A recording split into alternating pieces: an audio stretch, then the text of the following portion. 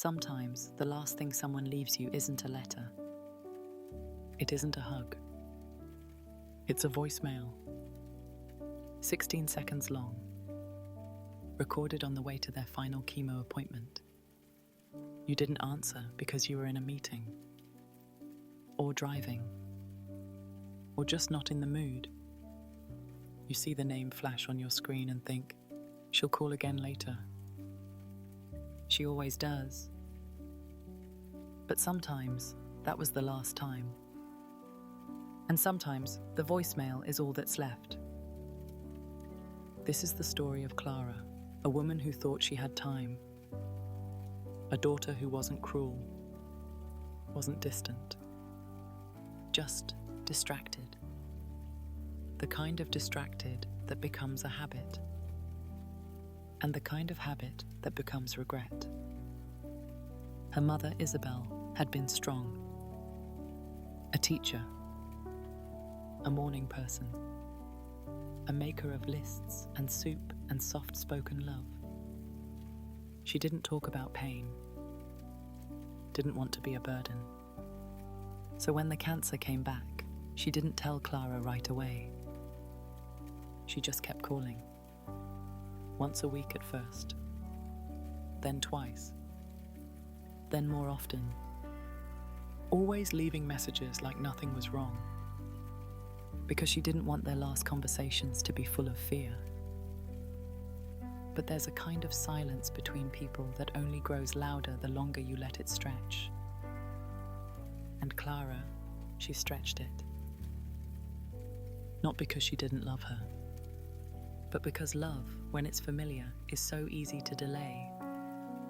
You say, I'll call her after dinner. I'll text her tomorrow. She understands. And maybe she does. But that doesn't make it hurt less.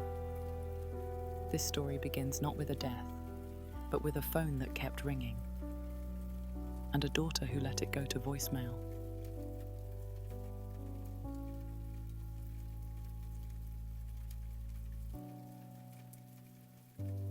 Clara used to joke that her mom didn't believe in missed calls. If Isabel rang and Clara didn't answer, she'd wait about a minute, then call again. Same number, same ringtone, same quiet persistence. It was never an emergency. It was just how her mother was. She treated calling someone like knocking on their door. If you didn't answer the first time, you must not have heard it. Her voicemails were never dramatic, never long. Sometimes it was just, call me when you get a chance, mi amor, or no rush, just thinking of you. A few seconds of her voice dropped gently into Clara's day like a pebble in still water. Isabel didn't over-explain. She didn't demand. She just called. At first, Clara always called back. She'd laugh, tease her mom about calling twice, and they'd talk for 20 minutes about nothing in particular. A recipe, a neighbor, a book her mom was reading for the third time. But then life started to move faster.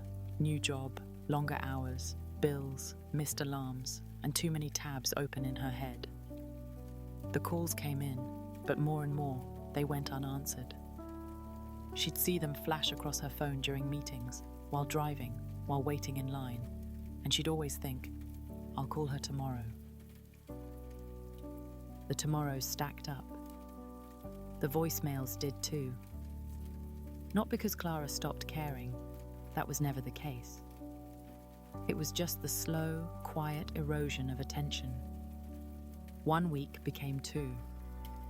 2 became 4. The distance between them wasn't built with anger. It was built with distractions. Isabel never scolded her.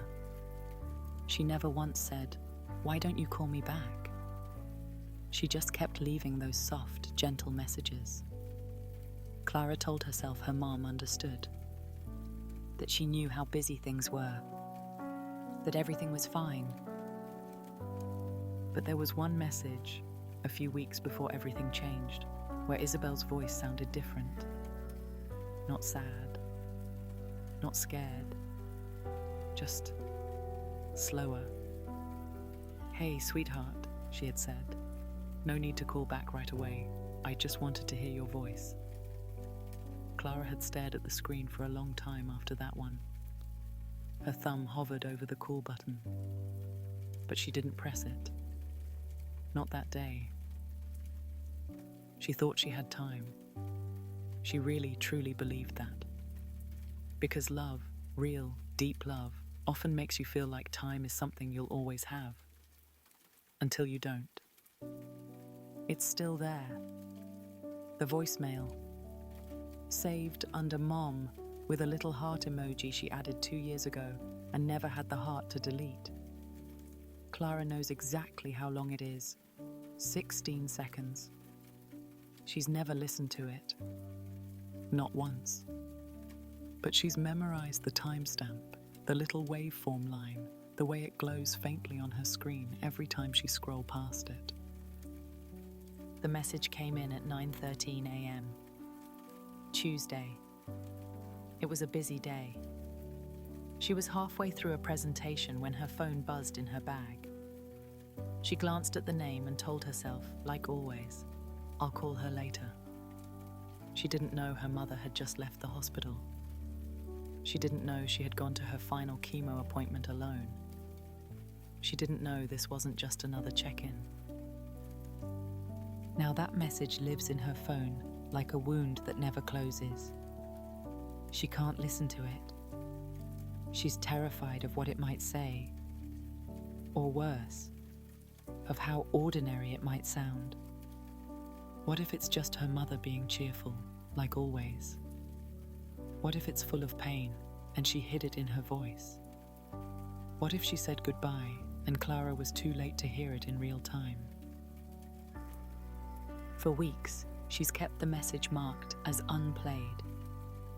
Not because she plans to delete it, never that, but because it feels like the last unopened door between them. And she's not ready for what's on the other side. She's moved it to a locked folder, backed it up, written down the voicemail file number in 2 different notebooks. Every night, she scrolls past it while lying in bed, phone inches from her face, her thumb hovering above the play icon like it's a trigger.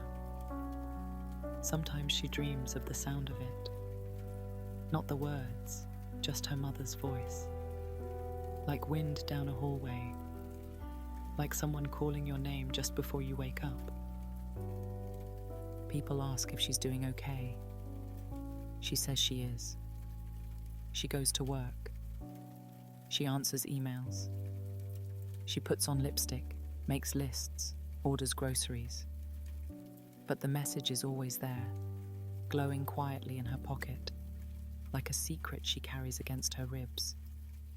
A soft ache. A sentence she hasn't let finish. She doesn't know when she'll press play, only that she will. One day, when the silence becomes heavier than the sound. The apartment was smaller than Clara remembered. Or maybe it just felt smaller now that it was full of absence. Grief has a way of shrinking space. She unlocked the door with the spare key the landlord had mailed her and stepped into the silence her mother used to fill. The smell hit her first, lavender and something warm, like cinnamon and old wood. It made her throat tighten. That scent had always meant comfort. Now it meant goodbye. Everything was neat. Of course it was. Her mother had been the kind of woman who folded dish towels a certain way and still pressed pillowcases. Nothing in the apartment felt unfinished, except her. Clara stood in the middle of the living room, staring at the table where they used to play cards. The chair her mother always sat in was tucked in just slightly less than the others, like she'd only stepped away for a moment. Like she might come back. She moved through the room slowly, not touching much at first, just looking. Her mother's slippers still sat by the bed, a half-finished crossword on the nightstand. In the kitchen, a loaf of bread, perfectly sealed. quietly molding. The refrigerator hummed like nothing had changed, but everything had. The boxes came later, 3 delivered by a friend. Clara sat on the living room floor and opened the first one. Old scarves, a cookbook with notes in the margins, a packet of photos, childhood birthdays, awkward teenage smiles, the blurry dog they once had. She ran her fingers over the corners of one photo of herself, no more than 10 years old, laughing while her mother adjusted a paper crown on her head. The second box was harder. It held her mother's jewelry. The watch she always wore, still ticking. Her wedding ring, taped gently to a handwritten note. For Clara, when she's ready. That was when Clara started to cry. Not the sudden burst kind. The quiet kind. The kind that leaks from your chest like a faucet you forgot to turn off. She didn't open the third box right away. It sat in the corner like a sealed memory. Instead, she made tea in her mother's favorite mug, the one with the chip near the handle. She sat on the couch, legs folded, cradling the cup between her hands, as if it might warm the parts of her that had gone cold.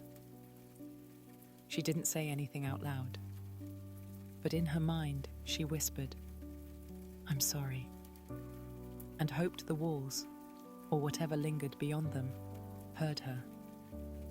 The call came just after noon. Clara was at her desk, half listening to a colleague talk about something unimportant, when her phone lit up with a number she didn't recognize. Normally, she would have let it ring out. But something, a flicker in her chest, a cold stillness in her hands, told her to pick up. "Is this Clara Herrera?" The voice was kind but clinical. "This is St. Joseph's Hospital. Your mother has been admitted." Time bent in that moment. Her breath left her body before her mind caught up. She heard herself asking questions, too many, too fast, and the answers came back in calm, measured phrases. "Yes, we have her belongings." She arrived alone. There was a voicemail from you listed as emergency contact. "You may want to come soon."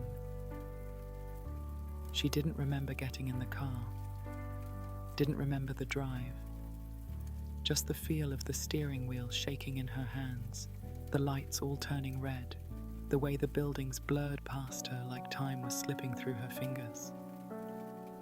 At the hospital, the nurse at the front desk looked up with soft eyes that said everything before a single word was spoken. Clara asked if she could see her mother. The nurse hesitated, then nodded. "She's resting. She's been asking for you." The room was dim.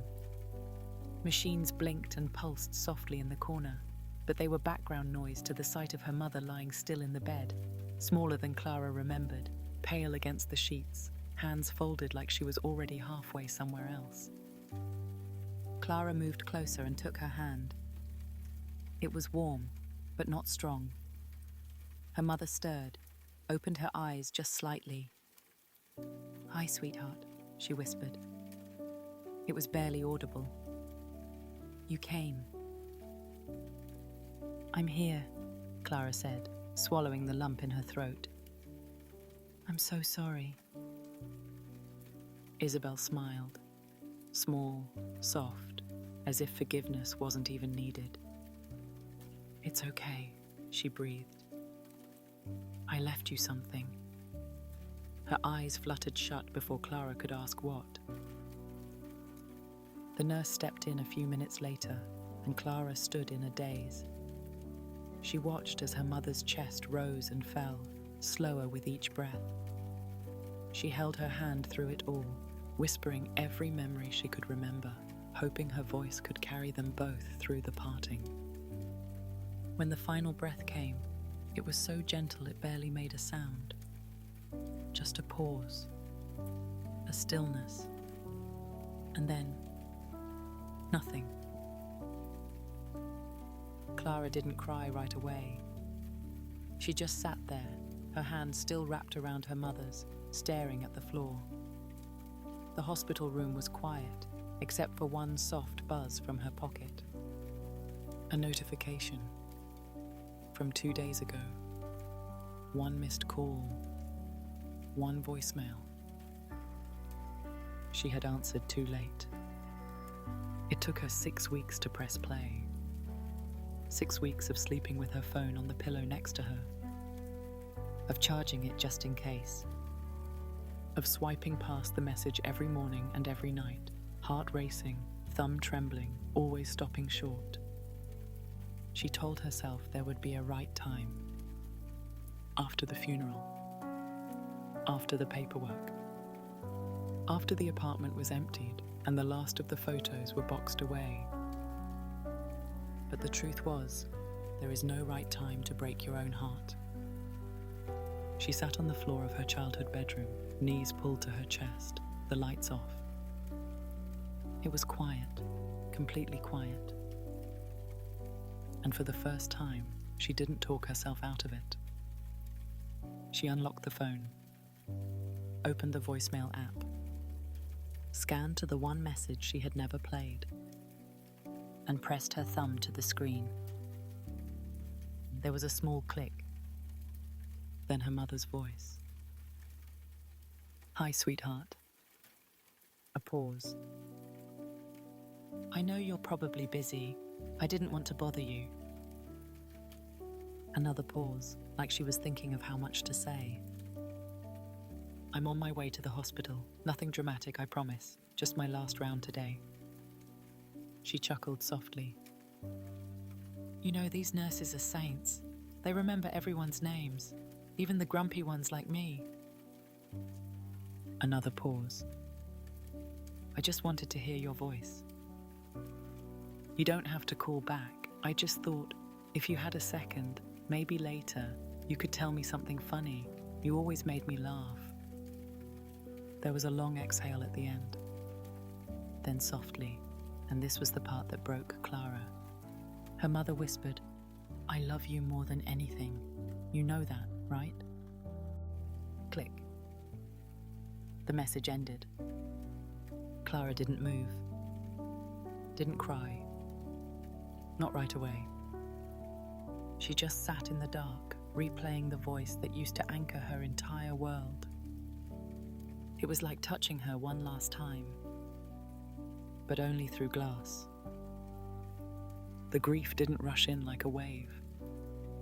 It trickled, settled in her chest like rainwater that would never dry.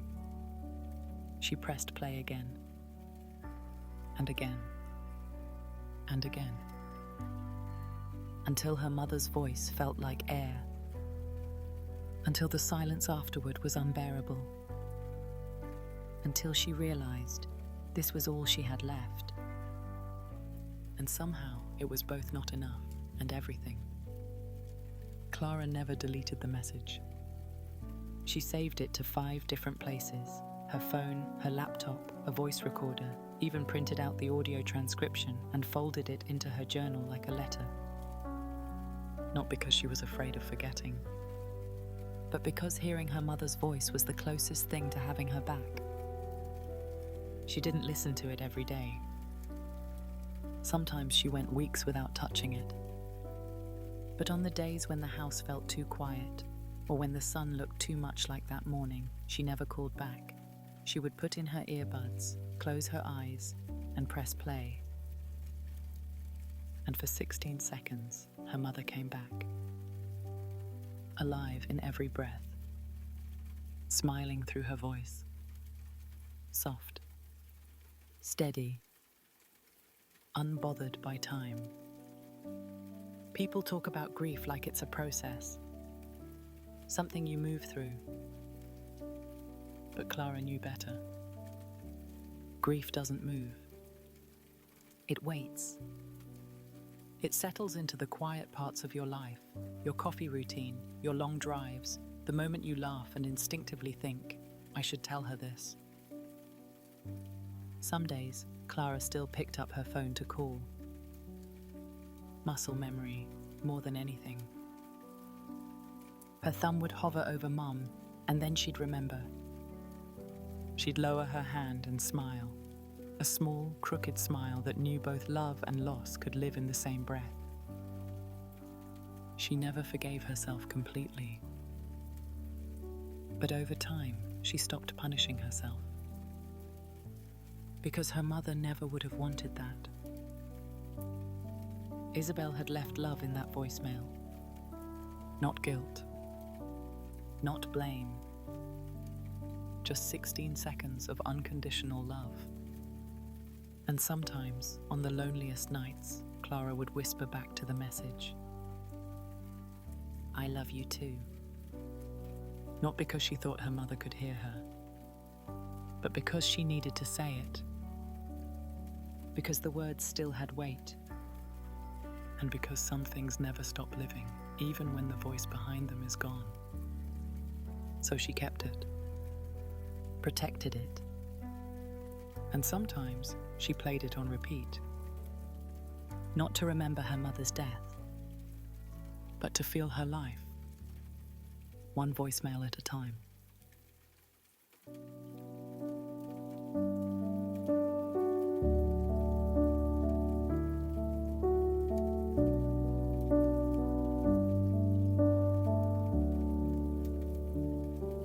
"16 seconds on my screen, your voice caught in between what I missed and what remains, like a window left in rain. I play it just to breathe, just to hear you speak, not to fix the time I lost, but to hold you underneath. And I whisper back sometimes, though you're not really there. 16 seconds, and love still fills the air.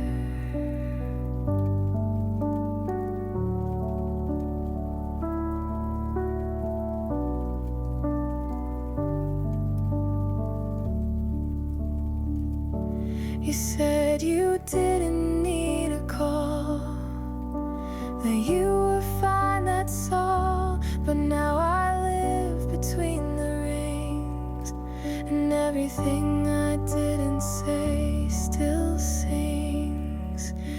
I play it just to breathe, just to feel you near. You left no blame, no last goodbye, just the voice I still hold dear. And I whisper back sometimes, though you're not really there. 16 seconds, and you're still everywhere.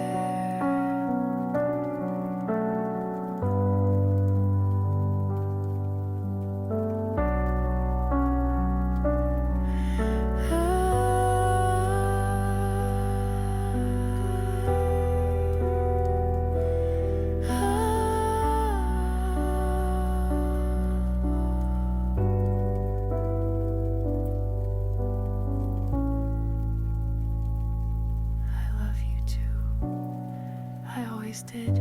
I just answered too late, and now I press play.